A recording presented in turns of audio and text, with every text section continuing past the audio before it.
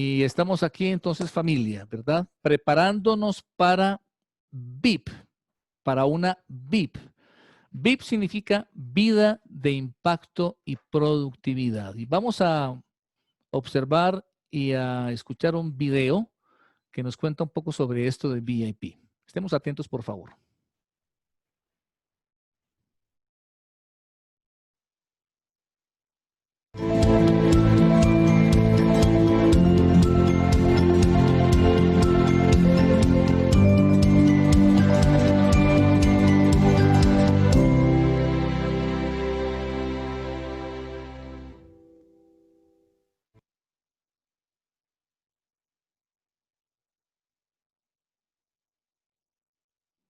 Eso es VIP o VIP, vida de impacto y productividad. Se utiliza en el ambiente secular o tal vez en el ambiente empresarial, corporativo, en algunos lugares, la sigla VIP, que en inglés es Very Important Persons, para personas muy importantes. Y, por ejemplo, uno encuentra seguramente en los aeropuertos una sala VIP o uno encuentra en algunos lugares de reuniones, de convenciones, lugares que se llaman así, sala VIP, para personas muy importantes. Pues hoy te quiero decir que tú eres una persona muy importante. Y para nosotros VIP no significa Very Important Persons, es vida de impacto y de productividad. Vamos a descubrir a través de 8 semanas que según la palabra del Señor, y les cuento que todo es un estudio basado en el capítulo 15 del Evangelio de San Juan. Todo, 8 semanas estudiando el capítulo 15 de San Juan. Puedes leerlo una y otra vez, diferentes versiones, y vamos a ir extrayendo, encontrando, descubriendo qué dice el Señor acerca de nuestra vida, de impacto y productividad. Y vamos a encontrar en resumen ahí en la palabra del Señor que nuestra vida puede estar en uno de 4 niveles de productividad y de impacto. El primero, una vida de 0, prácticamente 0 impacto. Ahí dice Juan 15, 0 fruto. El segundo nivel, una vida de algo de fruto, algo de productividad, un poco de productividad. El tercero, más fruto, más productividad. Y el cuarto, mucho fruto, mucha productividad. Seguramente la palabra productividad en nuestro medio se relaciona frecuentemente con la parte económica, con la parte laboral, con el dinero. Pero sabemos que la Biblia no nos habla solamente de dinero. Sabemos que en la escritura el dinero es algo, es la añadidura, ¿verdad? No es lo más importante. Sí es importante, es necesario, ¿verdad? Para la vida, para comer, para vestirse, para pagar el arriendo, para pagar la cuota de la casa, para empezar un negocio, para todo es necesario. Además es algo representativo el dinero. Representa justamente el trabajo, representa lo que hemos producido. Pero en el Señor la productividad es integral. Es una productividad espiritual, es una productividad familiar, es una productividad en todos los aspectos, porque en cada uno de nosotros hay un tremendo potencial. Me encantaría que esa palabra la puedas escribir, potencial. Leíamos con mi esposa esta semana en uno de los devocionales algo tremendo que acaba de ocurrir, es algo real, histórico, de la vida real. Recientemente descubrieron en una de las pirámides en Egipto una semilla de trigo. Es una semilla que según los expertos, los científicos que la estudiaron, tiene más o menos 4.500 años. Imaginémonos una semilla, en este caso de trigo, una semilla de naranja, cualquier semilla. 4.500 años después. Una semilla es algo tremendo, contiene el ADN. En esa pequeña semillita de cualquier planta está toda la información, está todo el ADN, ese código genético donde está toda la información que dice que de ahí va a brotar determinada planta. Y en esa información, esa pequeña semillita está toda esa información que dice, este va a ser un árbol de naranja y va a tener estas características. Ahí está la información que dice que va a ser un árbol pequeño o grande, que va a ser esta forma del árbol, que va a producir este fruto. Es algo impresionante. Pero además también en esa semilla, en ese código de información, está establecido el diseñador, nuestro gran Dios puso la información para que todo eso, toda esa vida, todo ese diseño se multiplique. Ahí mismo está la información y todo lo necesario para que sembrando esa semilla en tierra fértil, entonces produzca esa vida nueva y además se multiplique digamos, de manera ilimitada. De ese árbol o planta saldrán otros y esos van a producir también semilla, de la cual saldrán otros árboles y también van a producir semillas, de la cual saldrán otros árboles. ¡Wow!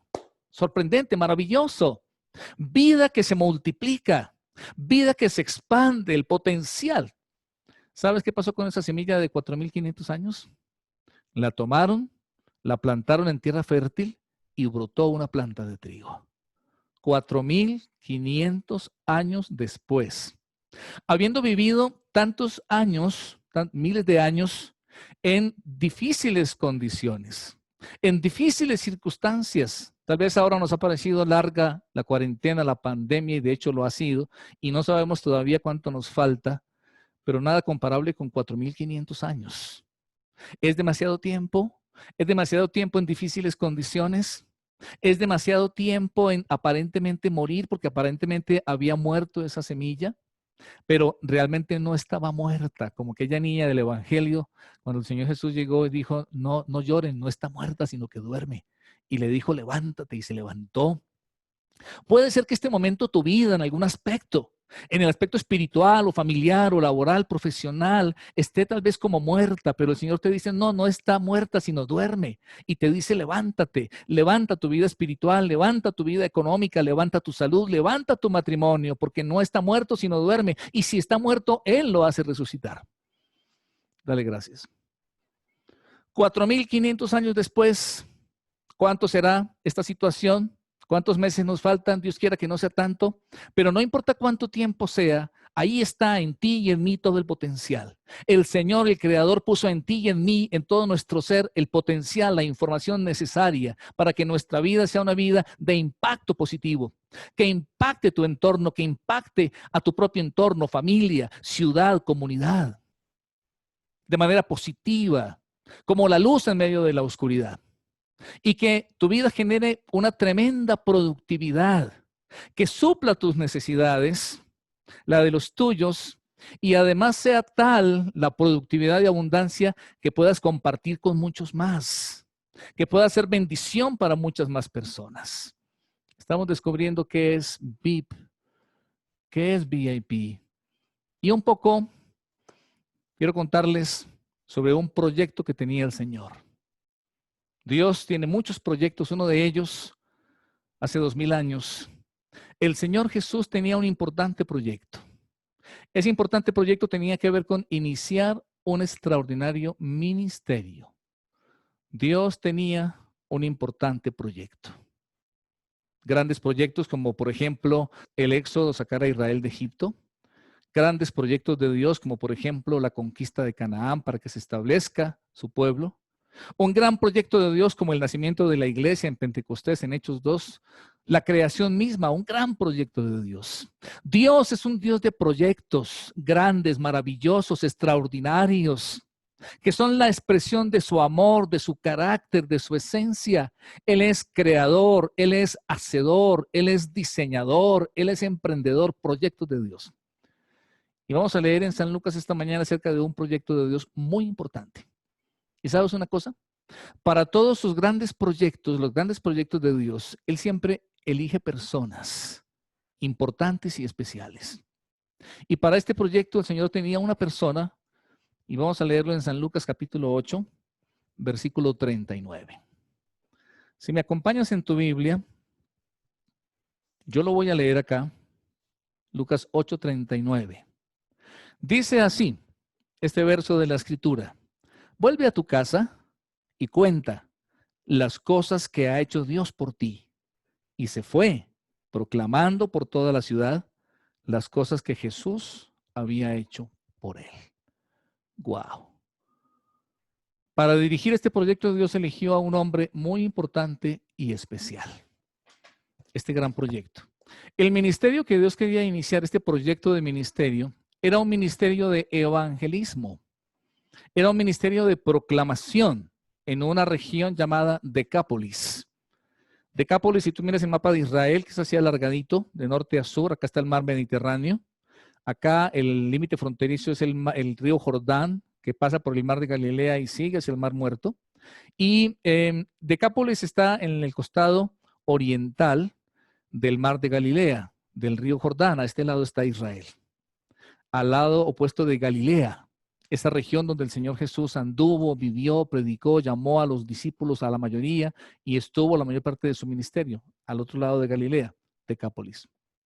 Vamos a pensar qué tipo de persona elegiríamos nosotros para dar comienzo y desarrollar un importante ministerio de evangelismo, un ministerio misionero. Pensemos en ministerios como por ejemplo el de Juan Wesley, que fue tremendo, muy impactante, un gran hombre de Dios, que impactó miles y naciones, un ministerio de evangelismo y proclamación. Pensemos en un ministerio como el de Charles Spurgeon en Inglaterra, que fue conocido en su tiempo como el príncipe de los predicadores, que en Londres comenzó un ministerio de proclamación y Dios lo utilizó, y toda Londres e Inglaterra, desde la misma realeza de Inglaterra, fue impactada por la vida, por la palabra de Dios a través de este hombre. O tantos más, Jonathan Edwards, Billy Graham, recientemente, ¿verdad? Bill Bright con Cruzada Estudiantil, grandes hombres de Dios, grandes ministerios del Señor. ¿A quién escogió ahí en Lucas el Señor para este importante ministerio de proclamación? Bueno, vamos a ver algunos pasos para esto, y el primer paso que el Señor dio fue cruzar al otro lado del lago. Vamos a leer ahí en Lucas 8, los versículos 22 al 25.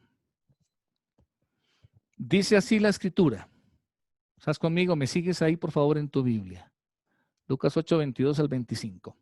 Sucedió, pues, que en uno de aquellos días Jesús abordó una barca con sus discípulos y sentándose les dijo: crucemos a la orilla opuesta del lago. Pero cuando iban navegando, Jesús se durmió y de repente surgió una tempestad de viento en el lago, de manera que la barca casi naufragaba. Entonces, acercándose a él, lo despertaron diciendo: maestro nuestro, perecemos. Entonces él se puso en pie y reprendió a los vientos y al embravecido oleaje de las aguas, y estos cesaron y se produjo quietud. Luego él les dijo: ¿dónde está su fe? Pero ellos, asustados y asombrados, se decían unos a otros: ¿quién pues es este que manda incluso a los vientos, a las tempestades y al mar, y lo obedecen? Para que tu vida y la mía sean, como Dios quiere, vidas de alto impacto y de alta productividad, necesitamos hacer esto mismo que hizo el Señor Jesús. Primer paso: cruzar al otro lado del lago. ¿Qué significa cruzar al otro lado del lago? Significa salir de nuestra zona de comodidad, de nuestra zona de confort, donde frecuentemente los seres humanos nos ubicamos, nos acomodamos, ¿verdad? Una zona cómoda, una zona segura. Hay muchos momentos y formas y maneras de establecer nuestra zona de confort, ¿verdad? Ese espacio o esa situación, ese momento en el que yo me siento seguro, estoy tranquilo, y es natural. Aún nuestro cerebro está diseñado para eso, para establecer una realidad segura, una realidad confortable. Y entonces el Señor Jesús estaba aquí en la región de Galilea con sus discípulos, ya los había elegido y estaba enseñando, predicando, anunciando, y de pronto les dijo: muchachos, vamos a subir a la barca y vamos a cruzar al otro lado del lago. Al otro lado del lago había algo importante. Al otro lado del lago había algo que iniciar, había algo que realizar, había un proyecto de Dios, había un importante ministerio para empezar, pero para hacerlo había que cruzar el lago, había que pasar al otro lado. Había que salir de la zona de confort, y no siempre es que sea cómodo o totalmente seguro, pero es la situación en la que ya nos encontramos y ya de alguna manera nos hemos organizado y de alguna manera nos sentimos seguros. A lo mejor esta pandemia, a lo mejor esta cuarentena ya la hemos convertido, ya se nos ha vuelto en nuestra zona segura, de una manera u otra, tal vez con dificultad. No es que sea siempre agradable, pero nos organizamos y nos acomodamos muchas veces. Y entonces ya hicimos ajustes, estamos buscando la manera de que nos alcance el dinero. A algunos no les está alcanzando, algunos están bastante incómodos, perdido el empleo, el negocio se paró, qué sé yo. Pero como quiera que sea, ya estamos manejando esta situación. A veces la zona segura es bastante insegura, entre comillas. A veces la zona de confort es bastante incómoda.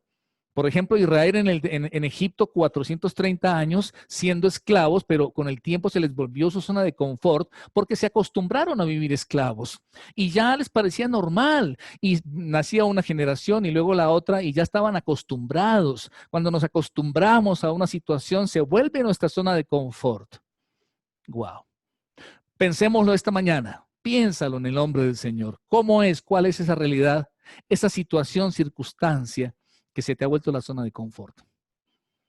Una de ellas, escucha esto, para muchos creyentes es llevar una vida cristiana más o menos bien. Ya soy el tipo de creyente que me congrego, que leo la Biblia, llevo una vida que para mí es normal. Valdría la pena preguntarnos si es vida normal para Dios, porque la vida cristiana normal es bastante anormal en el sentido de que es diferente del promedio. El verdadero cristiano vive una vida diferente al promedio, va en contra de la corriente, marca la diferencia. Pero muchos creyentes se acomodan y entonces, aunque van a la iglesia el domingo, hoy por hoy nos conectamos en la internet del domingo, el resto de la semana muchos viven como la gente no cristiana y no hay mayor diferencia. Inclusive también dicen malas palabras algunos, yo he escuchado a algunos cristianos, otros no debería ser así. Algunos, por ejemplo, en el trabajo o estudio, nadie sabe que son cristianos y no hay mucha diferencia. Entonces vamos hoy a preguntarnos cuál es y cómo es mi zona de confort, porque yo necesito salir de esa zona de confort para poder cruzar al otro lado. ¿Sabes por qué? Porque al otro lado hay retos, hay desafíos, hay oportunidades que si yo me quedo aquí no voy a descubrirlas. Hay oportunidades preciosas, hay planes y proyectos. Hay cosas que realizar, hay emprendimientos que iniciar, hay ministerios para Dios que realizar, hay ayuda a otras personas, hay tantas cosas que podríamos hacer. Salir de la zona de confort. Atravesar el lago implica encontrarnos con tormentas, atravesar tormentas. Y una tormenta es algo que sacude fuertemente nuestra barca. ¿Has pasado por tormentas? Yo sé que sí. Situaciones que sacuden fuertemente tu barca. Situaciones difíciles. Tal vez ahorita mismo estás en medio de una tormenta, estás en plena tormenta atravesando. Sacuden fuertemente tu barca y tú ves que se inunda tu barca y corres gran peligro. Probablemente estás en una de ellas o has pasado algunas. Atravesar tormentas, pasar al otro lado del lago implica atravesar tormentas. Y eso hace que nuestra fe flaquee. Pero el Señor sabe levantarse en medio de las tormentas y calmarlas. No sé si tú has experimentado esto más de una vez en tu vida. Como el Señor, para Él no hay tormentas grandes. Para Él no hay tormentas demasiado difíciles, no hay olas demasiado grandes, no hay vientos demasiado fuertes. Y aunque la barca se te esté estremeciendo y se te esté inundando, cuando el Señor se levanta en tu barca, todo cambia. Él establece la calma, primero en nuestro interior, porque nos habla y por su presencia y su espíritu nos trae fortaleza, nos trae aliento, nos trae paz. Y luego también en la circunstancia, haciendo que se calmen esos vientos, que se calmen esas olas, no permitiendo que nuestra barca naufrague. El Señor, si tú confías en Él, si volvemos a Él nuestros ojos, si en tu barca está el Señor y si no está hoy, invítale a que venga a tu barca, acéptalo en tu corazón, invítalo a que sea tu Señor y tu Salvador y que Él venga a estar en tu barca porque si Él está en tu barca, Él va a marcar la diferencia. Ese es el primer paso, pasar al otro lado del lago. El segundo paso es llegar al lugar y a las personas adecuadas. Llegar al lugar y a las personas adecuadas. Vamos a irnos a los versículos 26 al 29. Ahí en Lucas capítulo 8, 26 al 29. Llegar al lugar y a las personas adecuadas. 26 al 29. Dice la palabra del Señor. Habiendo navegado, llegaron a la región de los Gadarenos, que está en la orilla opuesta, frente al mar de Galilea. Y al bajar a tierra, le salió al encuentro un varón de la ciudad, que estaba poseído por un espíritu maligno desde hacía mucho tiempo. Este no se ponía ropa alguna, ni vivía en una casa, sino en sepulcros. Y cuando vio Jesús, gritó. Cuando vio a Jesús, gritó y cayó delante de él y le dijo en voz alta: ¿qué hay entre tú y nosotros, Jesús, Hijo del Dios Altísimo? Te suplico que no me atormentes. Porque Jesús ordenaba al espíritu inmundo que saliera del hombre, porque lo había poseído desde hacía mucho tiempo. Y para protegerlo lo ataban con cadenas y con grilletes, pero rompiendo sus cadenas, el espíritu maligno lo impulsaba al desierto. ¡Guau!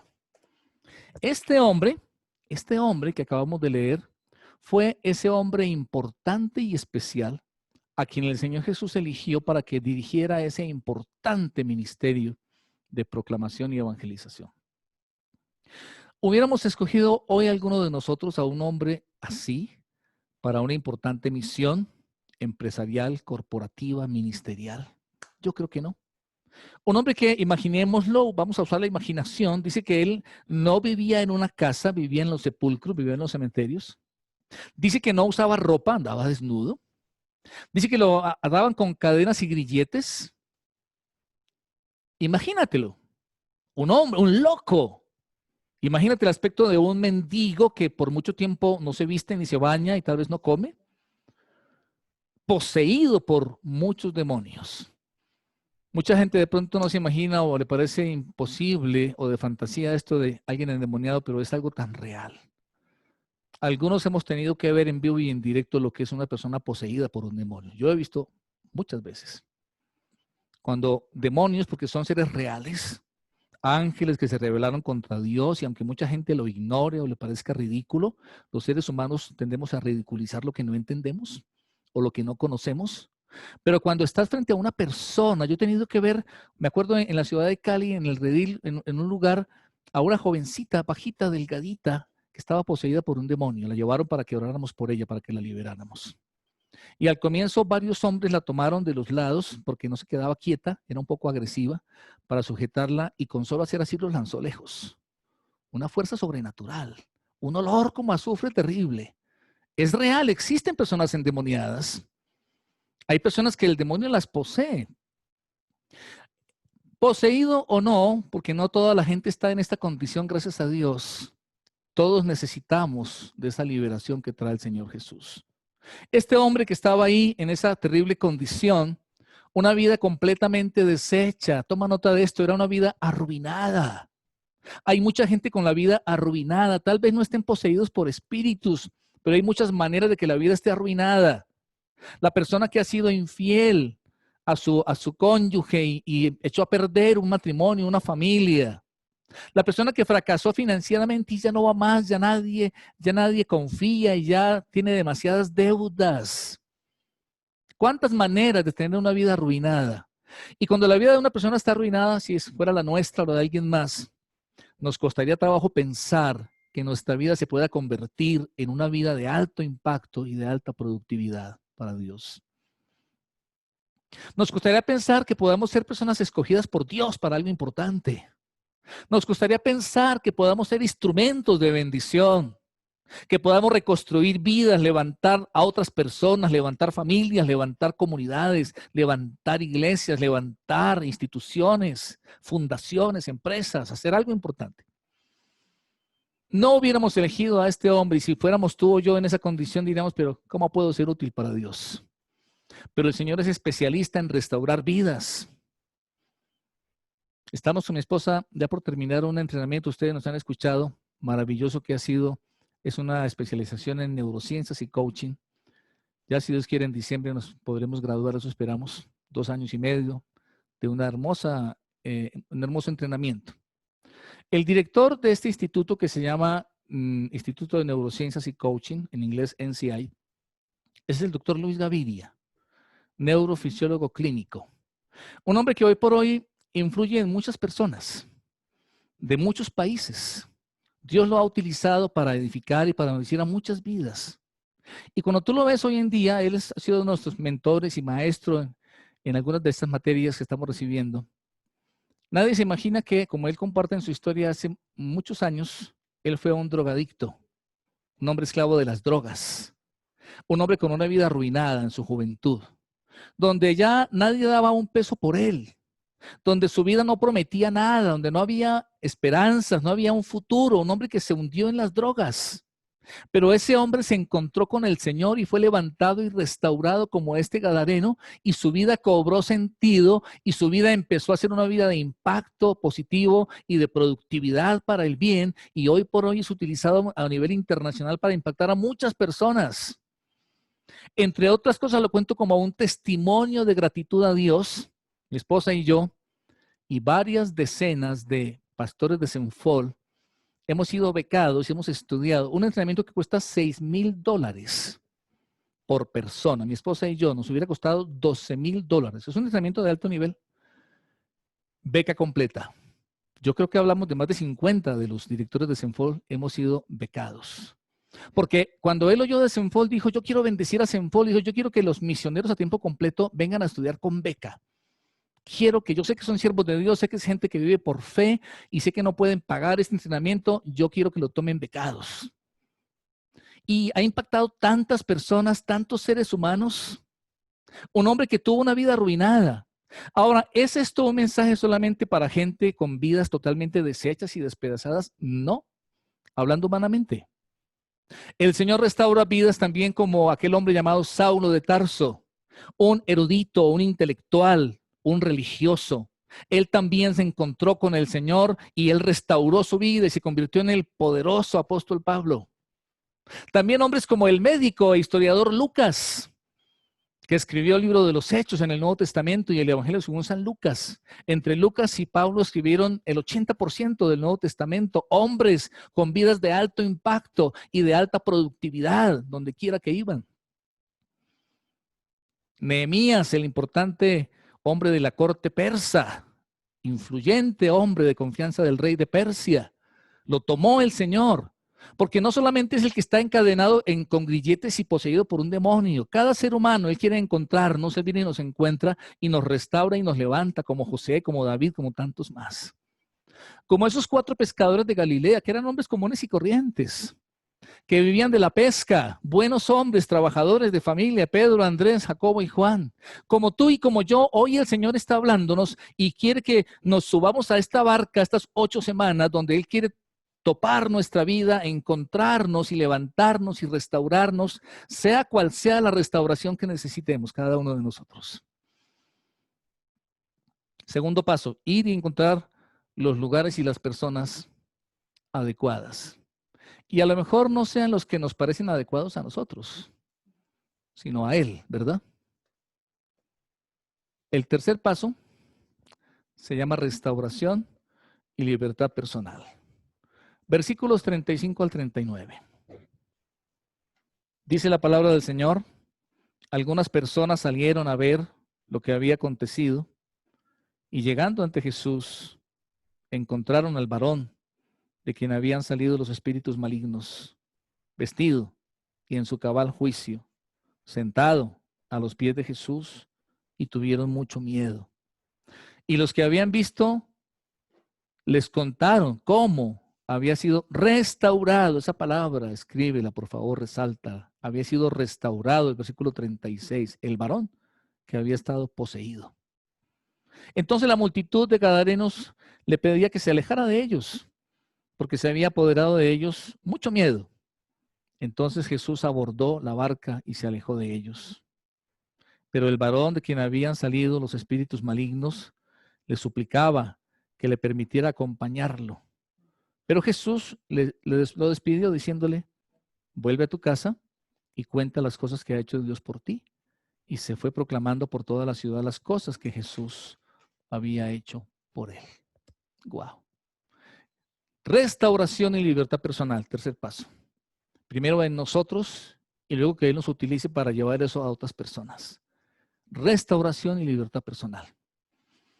Recientemente conversábamos con el director de Senfol en Paraguay, Juan Carlos, él es de Medellín, y nos contaba sobre un tío de él, la historia de este hombre.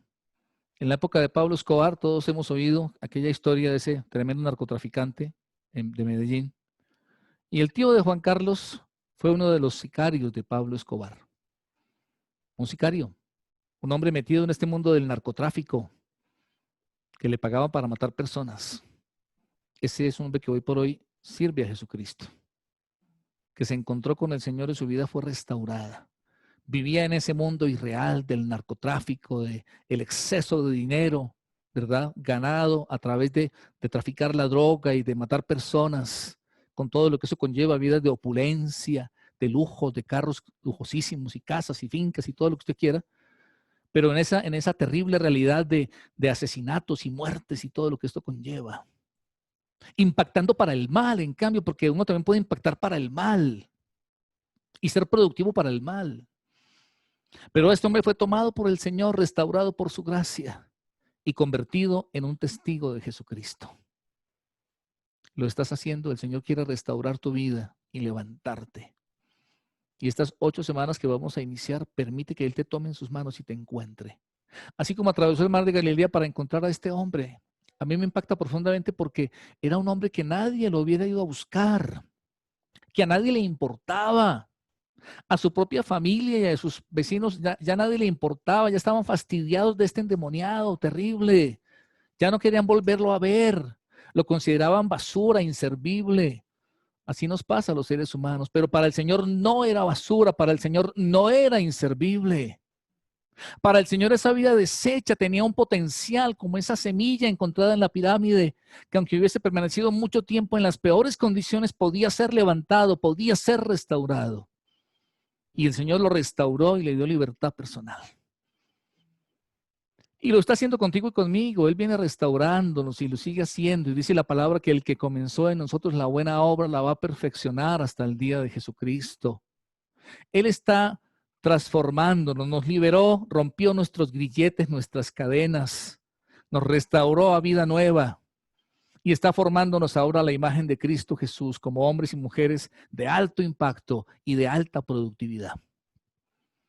Claro, escúchame esto, el ladrón, que es Satanás, le encanta robarnos esto a ti y a mí, robarnos la vida, robarnos la capacidad de impactar, robar nuestro potencial, robar nuestra capacidad de influir y de bendecir y que llevemos vidas, si es que no arruinadas, por lo menos ahí, minimizadas, apenas sobreviviendo sin impactar a nadie, sin impactarnos ni a nosotros mismos. A él le encanta ver así a los hombres y mujeres y más a los hijos de Dios, dando vueltas a veces ahí entre el mundo y la iglesia y sin trascender. Hemos aprendido en esto de neurociencias que el Señor diseñó nuestro cerebro con 2 funciones básicas. Escucha esto, es fascinante. Esta semana algunos les compartimos una clase de la doctora Eliana Correa, que es neuróloga, coach de NCI. Y ella explica como neuróloga cómo el cerebro tiene 2 funciones. Una es supervivencia. Y mucha gente se queda ahí, solo la supervivencia. Está en la parte del cerebro, el cerebro reptiliano, el más básico, donde están las funciones elementales, como las de un animalito. Y ahí está la supervivencia. Pero hay otra parte que es la de la trascendencia, que mucha gente nunca lo pone a funcionar. El cerebro mismo tiene esa capacidad. Supervivencia para yo, obviamente, saber qué debo comer, qué debo dormir, que debo tener ese instinto de supervivencia y no tirarme a un carro en la calle. Pero hay la parte más importante aquí en el neocórtex, que donde están en los lóbulos frontales, donde está esa capacidad reflexiva y está la capacidad de trascendencia físicamente en el cerebro. Además de eso, el espíritu humano que nos dio el Señor y además el Espíritu Santo en mí, vivificando mi espíritu, activando mi cerebro, llevándome a la trascendencia, como este hombre de la historia. Qué hermoso. Familia, es algo espectacular lo que nos espera, lo que estamos iniciando. El último paso, justamente ahí, quiero que miremos de nuevo el versículo 39. Es que dice que este hombre, y quiero que tome nota de esto, este hombre le pidió al Señor Jesús que le permitiera seguirlo, pero el Señor Jesús le dijo que no. Le dijo que no. Le dijo, vete a tu casa y cuenta cuántas cosas grandes ha hecho Dios contigo. Esa región de Decápolis, donde estaba la ciudad de Gadara, hoy por hoy hace parte de lo que es Jordania, al otro lado del Jordán, del mar de Galilea. Esa región se llamaba Decápolis porque estaba conformada por 10 ciudades. que en esa época eran importantes para el Imperio Romano. Esas 10 ciudades fueron impactadas por la vida de este hombre. Esto nos corrobora la historia en escritos de Flavio Josefo y otros historiadores que cuentan que algo tremendo pasó en Decápolis, que algo tremendo pasó en esa región, que en esas 10 ciudades alguien se levantó y empezó a predicar el evangelio y a impactar vidas y se generó transformación y vidas fueron cambiadas y familias fueron restauradas y 10 ciudades fueron impactadas porque hubo un hombre cuya vida en las manos de Jesús fue restaurada y fue potenciado, empoderado para ser un instrumento en las manos de Dios. Una persona puede impactar 10 naciones o 10 ciudades o una corporación o tantas cosas. Tú y yo en las manos del Señor. No te contentes con menos. No importa qué tan arruinada haya estado la vida nuestra o de qué forma haya estado arruinada o simplemente ahí detenida o simplemente en estancamiento o en esterilidad, lo que sea, en esclavitud. Es tiempo de levantarnos. Es tiempo de ir y trascender en el nombre de Jesús para su gloria y ser instrumentos en sus manos. Comienza a digerirlo, comienza a interiorizarlo por el Espíritu Santo. Fuiste creado por Dios, fuiste salvado en la cruz y hoy eres llamado para que tu vida sea de alto impacto y de alta productividad para Dios.